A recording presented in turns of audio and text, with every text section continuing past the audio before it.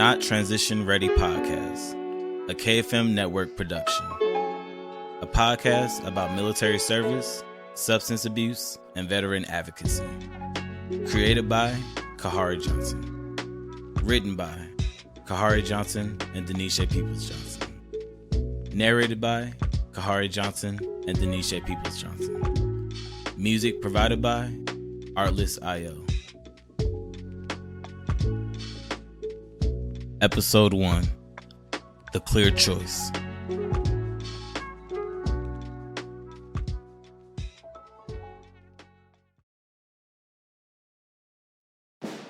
Top 3 reasons people join the United States military: to learn a new skill or trade, free college level education, or a family legacy.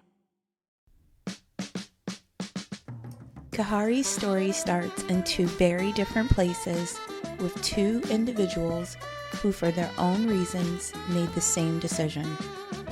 First, in 1971, Washington, D.C., home to a young dishwasher freshly graduated from Job Corps. Realizing his future was brighter than the grime at the bottom of pots and pans. The second, Waxahachie, Texas, wherein an only child realized the bleak employment options would not provide the life she desired. Both ultimately decided to do what many of their black peers would not. After all, fighting for the man was not cool at the time. For him, the first of his family. For her, a legacy trailing her uncle. Both joined the United States Air Force. All right, so Mama Denise, tell me about the day that you decided to join the Air Force. Well, it wasn't just a day. It was a thought that I had had for a while, and it came from witnessing people that I knew, my classmates, and then people older, a couple years older than myself that had already gone to college and come back to this little small town and work for the local factory. And my classmates were, getting pregnant and just kind of that, cycle of things that their mom had done. And I just wanted better for myself. When I moved to this little small town, I really wasn't accepted because I didn't go to, wasn't, brought up there from a child. I used to visit my grandparents. I was there a lot, but not to where I had many friends. So just seeing, the people that I knew not doing much, and I just always had this bug in me to travel and see the world and stuff. And my uncle was in the military, and he hyped it up. So I just decided that was something that I was going to do. Didn't tell anyone. Went to Dallas and took my test and didn't pass it, and had to come back and take it again. And my mom was like, "What are you doing? Where are you going? What are you doing?" And I said, "Oh, I'm looking for a job," which was really not a lie because I was going to have a job. But I did it. And once I did it, I even went all the way through MEPS, got my ID card, whole 9 yards before I let my family know. All right. Good morning, Mr. Johnson. Good morning, Shay. All right, so I'm going to ask you some questions about when you decided to join. I know you've probably been thinking about this. What made you join the Air Force? Well, what made me join the Air Force is watching older brothers that was drafted in the Army. When they returned from Vietnam, they said, "Man, don't do it. Don't wait to be drafted. Get the hell in." Because you had two armies. You had the regular army, and then you had the draft army. They treat you like two different people. If you was a regular army guy that volunteered, you live a lot better than the draftees. Really? Oh, yeah. But so they told me, don't even think about going to the Army. If you can't go Navy or go Air Force. Okay. And I was fortunate enough that I took the Air Force exam. I wasn't the smartest thing in the room, but at least they knew I was honest, and I think through affirmative action I got selected, and they asked me to come to the Air Force. Wow. And but mainly I look back in retrospect. It was the older guys that were like 3 or 4 years older than me, like my sister's age, that went to NOM that convinced me to go that route. And what year did you join? I joined in 71. What were you doing before you joined? Being dumb. I didn't want to stay around D.C. and impregnate women, and I didn't want to go to jail. Oh my goodness. So those are my choice. Stay around D.C., work a low-end job, and impregnate women. And I said, no. I mean, I had already did a dumb thing like get married. You know what? Huh? I appreciate the candidness of the... Oh, yeah. I mean, I just I wanted to be able to articulate that without dropping a lot of F-bombs. So would you... I mean, that was my theme song, and she loved that song. She said, oh, God, your eyes opened up. What song was that? The song, I can see clearly now, the rain is gone. Sing it to me now. I can see clearly now, the rain is gone. I can see all obstacles in my way. It's that of a dark cloud that had me blind. It's going to be a bright, sunshiny day. I mean, that addressed it right. Yes, I love it. It's the blue skies for the Air Force for me. I want to take this opportunity to thank you deeply for your service and say Happy Veterans Day, father-in-law. Thank you very much.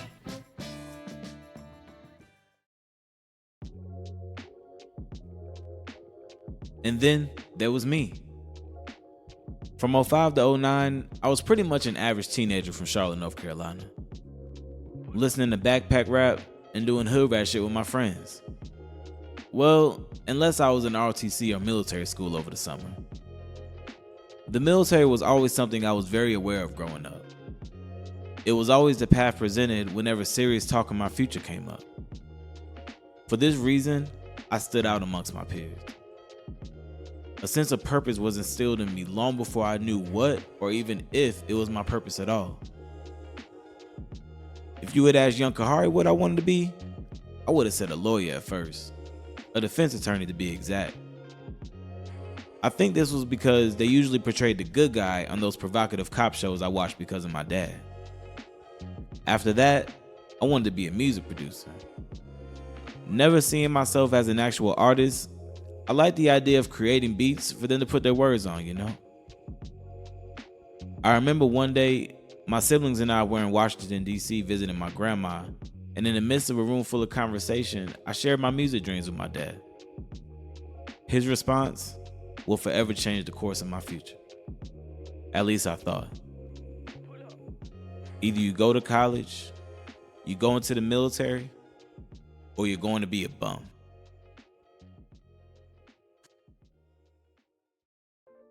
Wow. Yep. Okay, so how old were you at the time of this conversation, Khari?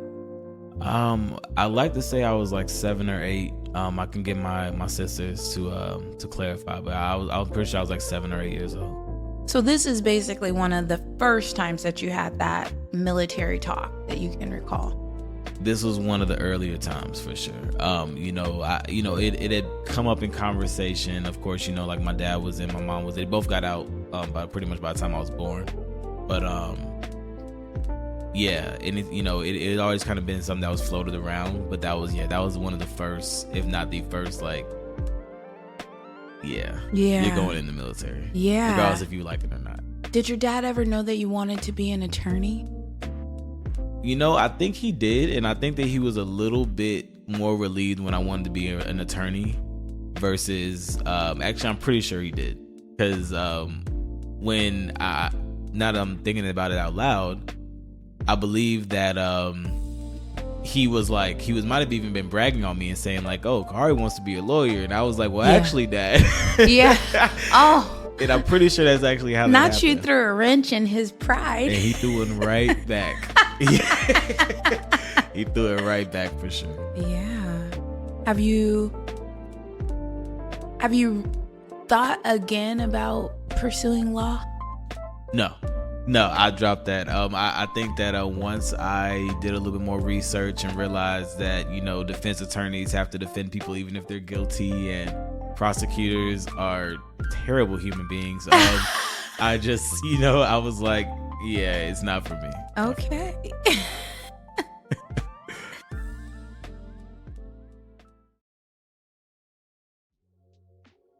The room fell silent. Each conversation stopped and every head turned to my dad and then to me. My eyes swelled with tears because I had no idea why what I said garnered such a response. My grandma, never one for many words, scolded my dad with those famous Johnson eyes and then motioned me to go into her room with her, and then we sat on the bed. I don't remember exactly what she said to me. I don't really think it matters. But I do know that she told me that whatever I chose to do, I was going to be fine. I do still remember, though, as assured as I was in that moment, ultimately, I didn't want to disappoint my dad. So it was what it was. I leaned in. And honestly, I was pretty damn good at it. While other kids played hide and go get it and slept till noon daily, I spent my summer as student command sergeant major while attending Oak Ridge Military Academy. First sergeant, I think one of those top positions, can't really remember, somebody please correct me, of my JROTC class for 3 years. Would have been 4 had I not moved my senior year. More on that later. Then came June of 2009, and I graduated from high school out of Northern Virginia. Now, let's just say, based on my transcript, I was no academic scholar. Nor was that my intention, as I hadn't submitted a single college application. So I moved back to the city to live with my sister, even worked at the Bobcats Arena for a few months. But then slowly, I started to realize I was pushing off the inevitable, because the money I was making at the arena was barely enough to cover my public transportation back and forth. So one day I woke up early, hopped on the bus connected at the transit, then headed over to my local military recruitment center. United States Marines, here I come.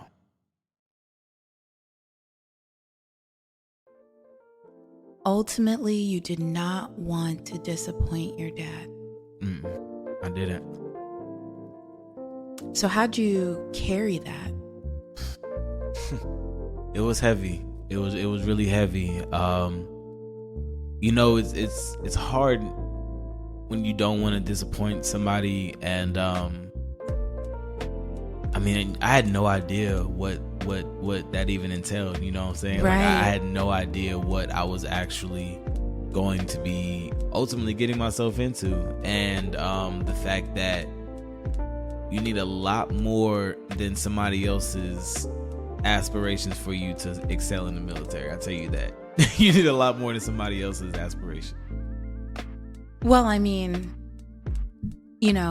what's your grandma say? And I get that you don't remember the whole bulk of the conversation, but I don't remember, exactly what she said, but I just one of the things that I do remember, conversations with my grandma and even conversations with my dad's siblings, and they would talk about him when he was younger. They call him brother, and they would talk about him, and we sounded very much so alike. Mm-hmm. And he had a moment where he kind of, at the graduation, he was wandering around, didn't quite know what he was gonna do, and he ultimately, chose to go into the military after Job Corps. And though everybody was proud of his military career, I think that ultimately they would have been proud of him if he had worked at a laundromat or was a bus driver for 30 years. I think they would have been just as proud of him. So I that was something that I didn't really get to fully understand until years later, for sure. Yeah. Do you feel like you were doing ROTC and military school and excelling in those things to get that sense of pride from your dad? Yes and no. I actually liked it. I was pretty damn good at it. You know what I'm saying? I was good at following orders. I was also good at leading. I've always been a leader. My whole life I've always been a leader. So, being able to be in that position and being able to shine, and you tell me all I gotta do is run around here a few times and do some push-ups, do some sit-ups, and aim here, hit this trigger. All right, cool, I got you. Yeah. You know what I'm saying? Easy. Let's do it. So that being said, in high school, the school heavily pushes college. Mm-hmm. So how did you get through your senior year without even applying for a school? That's completely unheard of. So I slipped under the radar for sure. So what happened was, like I said, I left. I was in school up to my junior year down in North Carolina, and then I moved up to Northern Virginia, and because it was my senior year, because the curriculums are vastly different between the two states. Once my credits and everything kind of got shifted around, I went from being behind credits in Charlotte to being over credits in Virginia somehow, and had free periods, all this crap. But anyways, long story short, I slipped under the radar. I didn't do a lot of the things that regular seniors did. I'm not in the yearbook. I never took my SAT. Never even took a PSAT. That's crazy. To this day, I've never taken, any of that, ACT, any of that. I think I knew for a very long time kind of what my path was pointing me to, because even though I never took a SAT or did a college application, I did plenty of ASVAB. Speaking of ASVABs, United States Marine, huh? Yeah, it's crazy. It's crazy. Actually, okay, I'm glad we talked about this. So what happened was, so I went down to the recruiting office, and how it had it was the Army and the Air Force had the office, and the Marines and the Navy had an office. Mm-hmm. So I went down there, and I was like, you know what? I'm gonna go against the grind. I'm gonna go do this. I went into the Marine office, and I walked in, and there was a Marine recruiter, Navy recruiter, and both of their chairs were out of their cubicle pointing toward the TV, which was in the middle. They're watching some football game.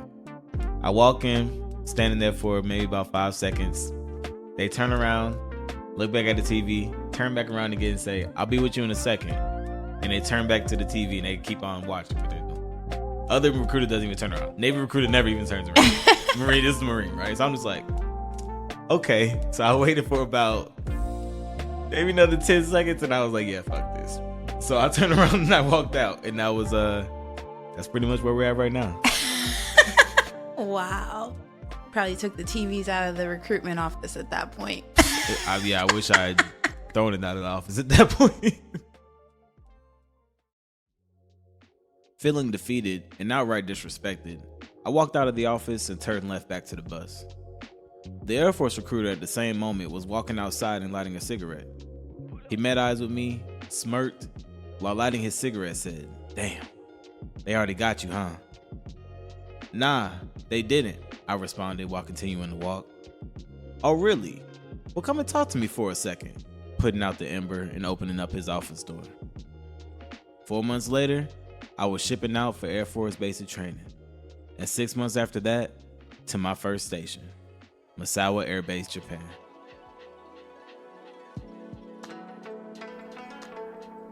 Not Transition Ready podcast, a KFM network production. Created by Khari Johnson. Written by Khari Johnson and Denisha Peoples Johnson. Narrated by Khari Johnson and Denisha Peoples Johnson. Music provided by Artlist.io. With special guests Denise Pullen Stickers and John Johnson. This episode is dedicated to Yvonne Littlebit Alexander. So you tell your friends and your family at the same time, or how was the conversation with your friends? Your peers? Well, my friend, ironically, happened to be the one that, I just lost last week. I told her, and she was very sad. As a matter of fact, the day I left, 4 o'clock in the morning, and we're standing in the middle of the street in front of my grandmother's house, holding each other, bawling our eyes out. Because I was leaving, because we were just, we were best friends, and I was leaving, and so she was just like, I want to go with you, but, she couldn't, because as soon as she graduated high school, she got married, and she had already had a baby, so, she was the only friend that mattered. Yeah. The rest of them was just like, okay, whatever. But yeah, she was the only one that mattered, so that was the only one that I told directly. Everybody else kind of heard it after I left.